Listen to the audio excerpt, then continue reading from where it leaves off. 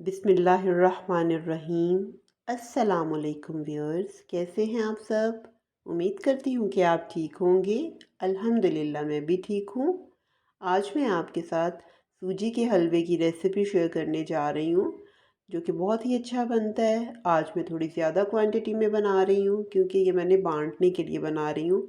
हर माह मैं ये कुछ ना कुछ बना के तो ऐसे बांटती हूँ। अल्लाह हमारे हर कार खैर को कबूल फरमाए। चीनी मैंने 1 किलो ली है। शीरा मैं तैयार करने जा रही हूँ और 3 किलो से थोड़ा सा ज़्यादा मैं पानी लूँगी। 3.25 किलो या 3.5 किलो, यानी कि जो एक बाउल है ये किलो का है। अब इसमें मैंने 3 बाउल्स ये पूरे डालने हैं पानी के, और जो एक है हाफ नहीं डाला, सवा और साढ़े ऐसे में इतना पानी मैंने इसमें और डाला है। पूरा 4 गुना पानी मैं नहीं डाल रही हूँ इसमें, क्योंकि कई लोग चुगना डालते हैं। मैं थोड़ा सा कम ही डालती हूँ क्योंकि फिर वो थोड़ा लेवी टाइप नरम ज़्यादा हो जाता है। इलायचियाँ मैंने ग्रीन इलायचियाँ डाल दी हैं, छिलकों के समेत डाली हैं, बस उसका मुंह खोल लिया था। मैंने चूल्हा वो जो है शीरे वाला वो दूसरी साइड पे देगची कर दी है, और एक साइड पे मैंने अब घी डाला है 800 ग्राम कढ़ाई में। और इलायचियाँ वो मैंने इसमें खाली सीड्स डाले हैं, छिलके नहीं डाले इसके। और 1 किलो ही सूजी है मेरे पास।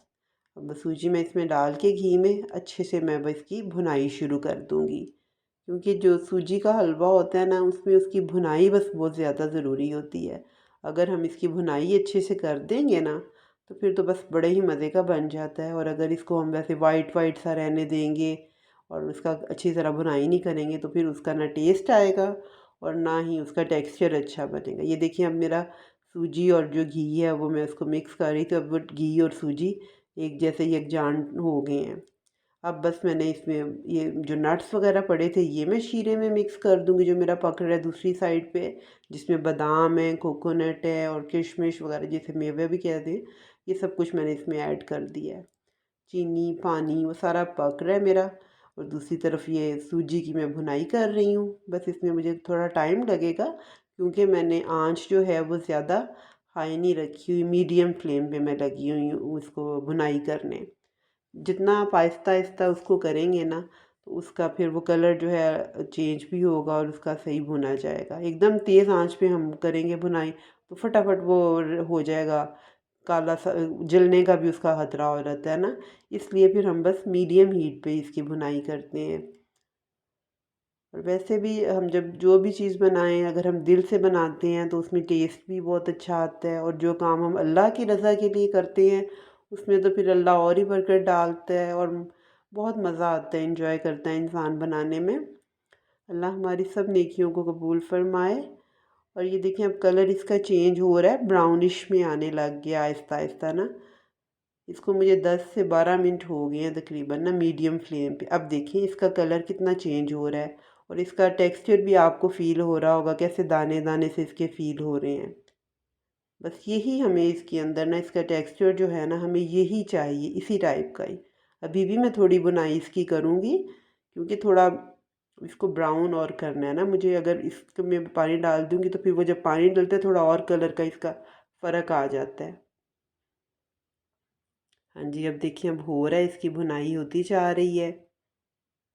और बस अब थोड़ा सा मैं और भूनूंगी इसको, तो इसका ब्राउन में ज़्यादा भी अगर हम इसको ब्राउन करने की तरफ आएंगे ना, तो वो एकदम से काला हो जाता है। क्योंकि जब हम शीरा डालना होता है ना, वो भी थोड़ा प्रोसेस थोड़ा मुश्किल होता है। तो उसको डालने डालने में ना फिर वो कई दफ़ा हलवे का इससे कलर ज़्यादा डार्क हो जाता है।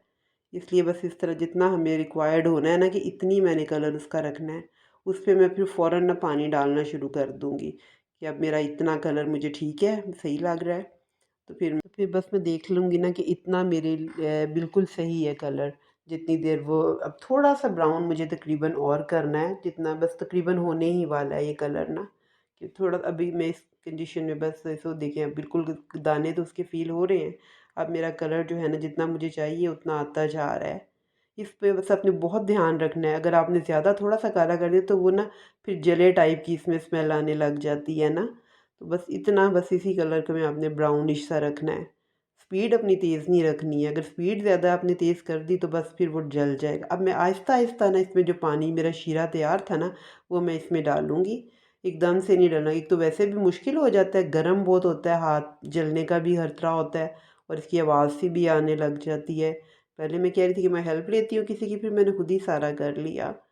तो बस फिर मैं उसको मिक्स कर दिया अच्छे से शीरे को इसमें। अब ये इसकी देखेंगे थोड़ी देर में ही ना इसकी कंसिस्टेंसी जो है वो थिक होने लग जाएगी हलवे की। सारी चीज़ें जो है वो सूजी जो है फूल जाती है। 2-3 मिनट मैंने इसको पकाया है, तो अब ये देखें इसकी कितना खूबसूरत सा इसका माशाल्लाह कलर आ गया है, स्मेल भी इतनी प्यारी आ रही है और अल्हम्दुलिल्लाह टेस्ट भी बहुत अच्छा था। तो अब मैं इसको कितना इसकी स्लो स्पीड करूँगी, बहुत दम वाली स्पीड करके। तो इसको 5-6 मिनट के लिए ना मैं दम वाली स्पीड पे रख दूँगी ढक के। बस अब मेरा हलवा तैयार है और बस मैं इसे अब नान के साथ बांट दूँगी। अल्लाह हमारी सब नेकियों को मंजूर फरमाए, हमें अच्छे अच्छे काम करने की तौफीक अता फरमाए। अपनी दुआओं में मुझे याद रखें।